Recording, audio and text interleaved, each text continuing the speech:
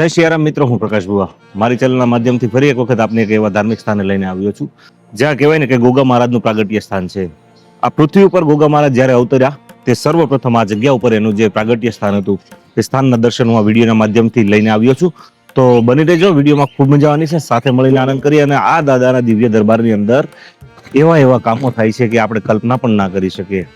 અગર કોઈ માણસ આર્થિક તંગીથી પીડાય છે અથવા તો તેમને નિસંતાન દંપતી હોય, કોઈ અહીંયા આવીને દાદાને અરજ લગાવે તો પણ ચોક્કસથી એની માનતા પૂરી થાય છે.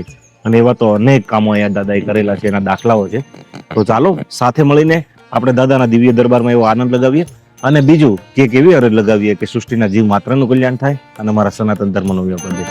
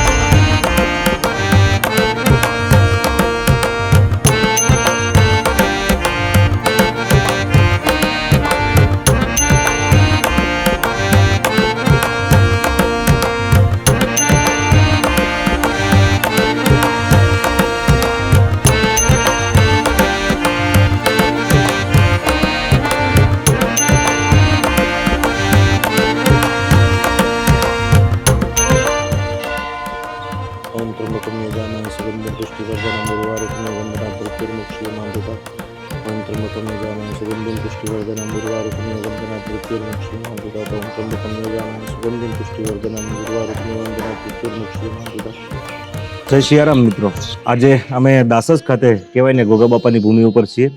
અને કેવો રહ્યો છે દાદાનો ઇતિહાસ તે સંપૂર્ણ માહિતી મારે વડીલ પાસેથી લેવી છે. અને ઐતિહાસિક પુરાવા વગર આપણે કોઈ વાત કરીએ અને તથ્ય અને સત્ય સિવાયની જો આપણે કોઈ વાત કરીએ તો એ વાત ગળાઠે ઉતરેવી ના હોય. એટલા માટે જ કોઈ પણ મંદિર પ્રશાસન અથવા તો એમના ટ્રસ્ટ દ્વારા જ અમે ઇતિહાસ લેવાનો એક કોશિશ કરતા હોઈએ છીએ. દાદા, આપનું સ્વાગત કરું છું મારી ચેનલમાં. જય ગોગા મહારાજ. જય ગોગા મહારાજ. આ મંદિરના સંપૂર્ણ ઇતિહાસ વિશેની મને વાત કરો અને તમારા માનસપટ ઉપર જે કઈ ઇતિહાસ છે તે ચોક્કસથી મારા દર્શક મિત્રો સુધી આપ પહોંચાડવાનો પ્રયત્ન કરો. બોલો શ્રી દાસજીયા ગોગા મહારાજ કી જય. જય, ભુવનેશ્વરી માત કી જય, કંથરીનાથ મહારાજ કી જય. 1200 વર્ષ પહેલા હા. આ દાસજની ભૂમિ નું સર્જન થયેલું. દાસીએ વસાવેલું ગામ છે એટલે દાસજ કહેવાય છે. હમ. અહીં દાદાનો પ્રાદુર્ભાવ 800 વર્ષ પહેલો થયેલો. હમ, હમ, હમ. સૌ પ્રથમ કાશી વિશ્વનાથ, હા. કાશીમાંથી કાશી વિશ્વનાથ એક સંત એમની ટુકડી સાથે તપશ્ચર્યા કરવા માટે, વિહરણ કરવા માટે, વિચારણ કરવા માટે નીકળેલા. હમ, હમ, હમ. એ નીકળતા જ્યાં કડી તાલુકાનું જમનાપુર ગામ આવ્યું ત્યાં એક જંગલ હતું. એ જંગલમાં એક નાની દેરી હતી, એ ગોગા મહારાજની હતી. હમ. જ્યાં કાશી વિશ્વનાથને એ મંદિર ઉપર ખૂબ રુચિ થઈ અને ત્યાં એ તપ કરવા માટે બેસી ગયા. હમ, હમ. બીજા સંતો હતા એ નીકળી ગયા, પણ કાશી વિશ્વનાથ એ જગ્યા ઉપર જમનાપુરની એ ગોગા મહારાજની નાની દેરી પર બેસી ગયા. હમ. સતત ભગવાનનું સ્મરણ, ગોગા બાપાનું સ્મરણ, અને સતત વર્ષો સુધી એમની આ તપશ્ચર્યા ચાલુ હતી. એવામાં આજુબાજુના ગામના, ટુંડાલી ગામના અને આજુબાજુના ગામના જમનાપુર વગેરે ગામના ત્યાં આગળ દેસાઈ લોકો હમ. એ સોઢો ચડાવવા, ગાયો ચરાવવા માટે એ વગડામાં આવતા. હમ. એમાં ટુંડાલી ગામના દેવરાજ દેસાઈ હમ. હમ. એ પોતાની ગાયો અને ઊંટો ને બધું લઈને આવતા. એ આ સંતના નજરમાં આવી ગયા, સંતના દર્શન થયા, હા. ખૂબ ભાવ વિભોર થયા, એમનાથી આકર્ષિત થયા અને એ ગુરુ મહારાજના ચરણોમાં વંદન કર્યા. પછી તો એમની સેવા માટેનું એમને રત લાગી. પોતાની સોંઢ અને ગાયોનું દૂધ સવાર ને સાંજ 2 ટાઈમ એ કાશી વિશ્વનાથ મહારાજને પૂરું પાડતા. ઘણો સમય ચાલતો ગયો. લગભગ 12 વર્ષ થઈ ગયા. અમે 12 વર્ષે સંતો પોતાની ભૂમિ છોડી દેતા હોય છે, હા. એની તપશ્ચર્યા પછી છોડી દેતા હોય છે. એક વખતે આ કાશી વિશ્વનાથ બધા એમના ભાવિક ભક્તોને કહ્યું કે ભાઈ 12 વર્ષ આ ભૂમિ પર થઈ ગયા છે, એટલે હવે હું મારું આ જગ્યા છોડી દઉં છું. તો બધા ભક્તોએ વિનંતી કરી કે બાપજી જો તમે જશો તમે સેવા કોની કરીશું, અમે પ્રસાદ રોજ તમને ચડાવી આપીએ છીએ, આ બધું સેવા અમને બહુ આનંદ આવે છે, માટે તમે અહીં રોકાઈ જાઓ. ત્યારે કહ્યું સાધુ તો ચલતા ભલા, એટલે સાધુ 12 વર્ષ પછી એમની જગ્યા છોડી દેશે. એટલે હું હવે અહીંથી પ્રયાણ કરી અને સિદ્ધપુર મુકામે સરસ્વતી નદીના કાંઠે બાજુ જાઉં છું. ભક્તોએ ખૂબ વિનંતી કરી પણ સ્વામી અટક રહ્યા અને સ્વામીજી નીકળી ગયા. અને સરસ્વતી માધુ પાવડિયા, જે સરસ્વતી નદીનો કિનારો, હા. માધુ પાવડિયા આગળ પારસ પીંપળો છે, એ પીંપળાના સ્થાન ઉપર મહારાજ ત્યાં પોતે તપશ્ચર્યા કરવા લાગ્યા. હમ. અહીં દેવરાજ દેસાઈ અને એમના જે ભક્તો હતા એ ભક્તોને એમ થયું કે મહારાજને લાવો, આપણે ખૂબ સમય થઈ ગયો છે, એમને યાદ આવી એટલે ફરી પાછા એમના પોતાના બરણીમાં દૂધ ભરી અને સરસ્વતીના કારતક પૂનમના દિવસે એ સિદ્ધપુર આવ્યા. હમ. સિદ્ધપુર શોધતા પારસ પીંપળા આગળ આ કાશી વિશ્વનાથના દર્શન થયા. એમના ચરણોમાં વંદન કર્યા, એમને પ્રસાદી આપી. ગુરુ મહારાજ જે જોઈને ખૂબ ખુશ થયા. ગુરુ મહારાજ પણ એમના ભક્તોને જોઈને ખુશ થયા. ત્યાર પછી ગુરુ મહારાજ પેલા ભક્તોએ માગણી કરી કે તમે ફરી પાછા અમારા ત્યાં આવો, અમે તમને રહેવા માટેનું સ્થાન બનાવી આપીએ, તમને મંદિર થોડું મોટું કરી આપીએ, પણ તમે અમારા ત્યાં આવો, ત્યાં આગળ જમનાપુર. ત્યારે મહારાજશ્રીએ કહ્યું કે અમે આ સ્થાન છોડવાનો નથી. ત્યારે ભક્ત દેવરાજ દેસાઈને મનમાં એમ થયું કે તો બાપા એક કામ કરો, તમે કંઈક એવી પ્રસાદી અમને આપો હા. કે જેથી અમારું શ્રેય થાય, અમારા સર્વનું કલ્યાણ થાય, કલ્યાણ થાય. એટલે એવું તમે અમને કંઈક આપો. ત્યારે કાશી વિશ્વનાથ મહારાજે એક કરંડિયો આપ્યો અને કરંડિયામાં ગોગા બાપા અને ઉપર ફૂલ મૂકી દીધા હમ. કે લો આ કરંડિયો હું તમને આપું છું, આ કરંડિયો લઈને તમે નીકળો. પણ એક વાત કે આ કરંડિયો નીચે મૂકવાનો નહીં. નહીં. કદાચ તમે ચા પીવી હોય કે કોઈ તો કરંડિયો અદ્દર રાખવાનો. ભૂમિ પર જો સ્થાપિત કરશો તો દેવ ત્યાં સ્થાપિત થઈ જશે. થઈ ગયું. બરોબર. જેમ આપણે ગણપતિ દ્વારા ભગવાન શિવ મહારાજનું જેમ સ્થાપન થઈ ગયું હતું, હા. ગોકર્ણ મહાદેવનું, હા. એવી જ રીતે અહીંયા પણ એ જ વાત કરી. હા. દેવરાજ દેસાઈ તો ખુશ થયા, કરંડીઓ લઈને નીકળી ગયા. બરોબર ઉનાળાનો દિવસ, પુષ્કળ ગરમી, પણ છતાં ધીમે ધીમે ધીમે એ વખત તો કોઈ સાધન હતા નહીં, કોઈ વાહન નહોતા, એટલે ચાલતા આ દાસદની ભૂમિ પર આવ્યા. અહીં તો જંગલ હતું, આ તો અહીંયામાં તો અહીંયા આ જે બોખરનો ભય વેતાલ ખરું ને, હા. એને આખો બધો જંગલ એરિયા આખો કહેવાય છે. અને આ આખી ભૂમિ જે છે ને એ આપણા જંગલ એરિયાની હતી, હા. એટલે બધા જંગલ હતો અને લોકો અહીંયા પેલા ગાયો ને ભેંસો બધું ચરાવતા હતા. એટલે અહીં દેસાઈ બધા બેઠેલા, ત્યારે દેસાઈને મળે એટલે સ્વાગત સારું થાય. હા. એટલે એક ગોળે ચા પાણી માટેનો આગ્રહ કર્યો કે ના, મારે ચા પીવો નથી. નથી. તો કે ચલમ પીવા બેસો. એટલે ચલમના આગ્રહથી એ પેલા જે દેવરાજ દેસાઈ હતા એ બેસી ગયા, પણ બેસતા હોય તો પેલો કરંડિયો ભૂલથી નીચે મુકાઈ ગયો. નીચે મુકાઈ ગયો. અને જ્યાં મુકાયો કે આ ગોગા બાપાનું જે સ્થાન છે ત્યાં કેરડાનું વૃક્ષ હતું, હા. અને કેરડાના વૃક્ષના નીચે રાફડો હતો. હમ, હમ. ગોગા બાપરા અહીં સ્થાપિત થઈ ગયા, અહીં જતા રહ્યા રાફડામાં. એટલે મૂળ આદ્યપીઠ આ બની ગયો. હમ, હમ. હવે એમને તો ખ્યાલ ના રહ્યો કે બાપા અંદર નીકળી જાય, અંદર સ્થાપિત થઈ ગયા. હા. પછી એ તો બેઠા ચલમ પીધી, પછી યાદ આવ્યું સારું, આ તો મેં તો ભૂલ કરી એમ કે. છતાં એ કરંડી લઈ અને ધીમે ધીમે ધીમે એ પોતે નીકળી પોતાના ગામ ગયા. તો જમનાપુર જઈને પછી એ કરંડિયો ખોલ્યો તો ફૂલોનો ઢગલો જ હતો, બીજું અંદર કોઈ ભગવાન હતા નહીં. ફરી વાત મકરી કે ભાઈ આવું થયું છે, ત્યારે કહ્યું કે તમારી શ્રદ્ધા છે, વાંધો નહીં, તમે નાનું મંદિર બનાવો, ત્યાં ચાલુ રાખો અને તમે પ્રસાદને ધરાવજો, હું ત્યાં હાજર જ છું, ગોગા હાજર જ છે. પણ હવે જે મૂળ સ્થાન છે એ તો બદલાશે નહીં, નહીં. બાપા ત્યાંથી તો અહીં નહીં આવે. નહીં આવે. અને એ રીતે આ દાસજ ગામની અંદર આ કેરળના વૃક્ષમાં આજે જે મંદિર છે એ મંદિર એ મૂળ સ્થાન ઉપર જે અંદર જે તમે શિવલિંગ જેવું દેખાય છે, શિવલિંગ નથી, નથી. પણ આજુબાજુ કમળનું ફૂલ છે ને વચ્ચે પોલાણ છે, હા. એ રાફડો છે એમનો. હા, હા. અને એ કાચી માટીથી આખો ચણી એને ઉપર લાયેલ છે મૂળ સ્થાન. હા. એટલે આ ગોગા બાપાનું આદ્યપીઠ, હા. જ્યાં ઉમિયા માતાનું આપણે ઊંઝા કહીએ, હા. માં એનું એમ સ્થાન છે, એવી રીતે મહાકાલીનું જેમ પાવાગઢ કહીએ એમ ભલે પરચાઓ આખા બી ભારતભરમાં કે વિશ્વમાં આપે, હા. પણ ગોગા મહારાજનું દાસજિયા ગોગા મહારાજનું આદ્યપીઠ એ દાસજ છે. એટલે આ આદ્યપીઠ છે. અહીંથી હજારો માણસો અહીંથી અહીં કાસવાના પણ ગોગ મહારાજ અહીંથી જ ગયા છે. એટલે અહીં જે ગોગ મહારાજે અહીંની જ્યોત ઘણા લોકો લઈ ગયા છે. એટલે એ રીતે મૂળ આદ્યપીઠ દાસજ એ દાસજિયા ગોગાની બની. અહીં મજી દેસાઈ એ એમની એ વખતમાં એમની ખૂબ સેવા કરેલી અને એમને દૂધ ને પ્રસાદ ને બધું એ આપતા અને અહીં રહેતા હતા. એટલે એ પ્રમાણે આ દાસજના ગોખ અહીં થયા. અને એ વખતમાં તો જ્યારે જ્યારે કંઈક તકલીફ થતી, કોઈને ઝેરી જનાવર કે કંઈક કરડે તો બાપા એમના મોઢાથી ચૂસીને એ ઝેર ચૂસતા હતા.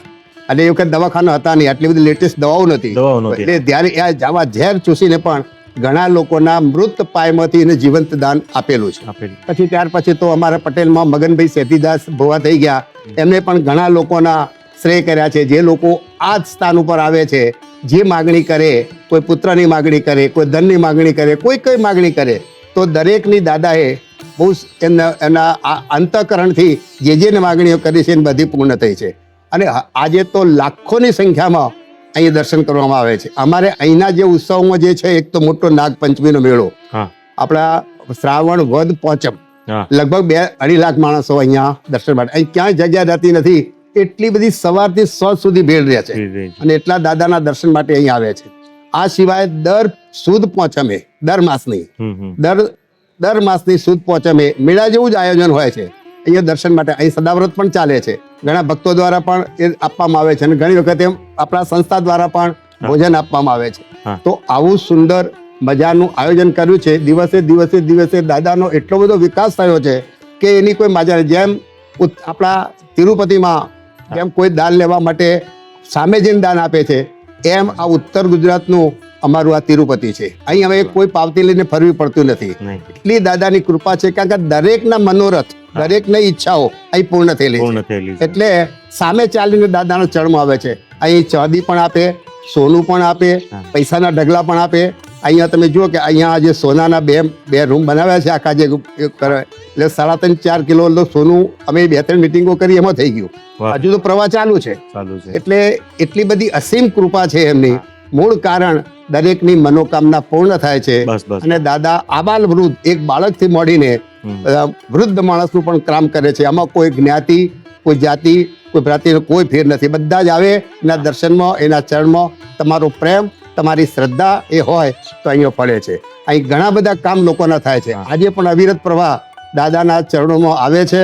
અને સુરતમાં આ જે આખો વિકાસ થયો છે આ સંકુલનો, સુંદર લગભગ કેટલા વીઘા જમીન છે અને કેટલું મોટું સંકુલ બન્યું છે. હા. હજુ તો આની પાછળ કદાચ દાદા લીલા કંઈક કેવી કરવાની હશે હા. એ તો અમે પણ કલ્પના નથી કરતા. નથી કરતા. આપણે તો એમના ચરણમાં બેસીએ, એમના આશીર્વાદ મળે.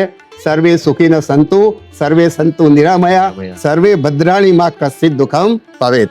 જય બાપા, જય બાપા, જય બાપા. જેવી રીતે વડીલે વાત કરી તેવી રીતે, અને ખાસ કરીને ગોગા મહારાજ તો એક આસ્થાનું પ્રતીક, આસ્થાનો દેવ છે. જો તમારા મનમાં વિશ્વાસ હોય અને તમે કામ ધારીને જાઓ, 3 દિવસમાં કામ ન કરે તો એ હા, ગોગા મહારાજ થઈ દેવ. ગયા તમારું કામ. હા, પણ ક્યાંક ને ક્યાંક ખૂટે મારી તમારી અને શ્રદ્ધા જે છે ને એ ખૂટતી હોય છે. બાકી આપણી અંદર જો ધીરજ હોય, અને હા, આ દેવ કોઈ પરીક્ષા કરવા વાળા દેવ નથી. આ તમે દિલથી એને ચાહો એટલે એ તમારા થઈ જાય. એટલે સ્મરતુગામી છે. હા. સ્મરણ કરો ને હાજર થાય એવા દેવ છે.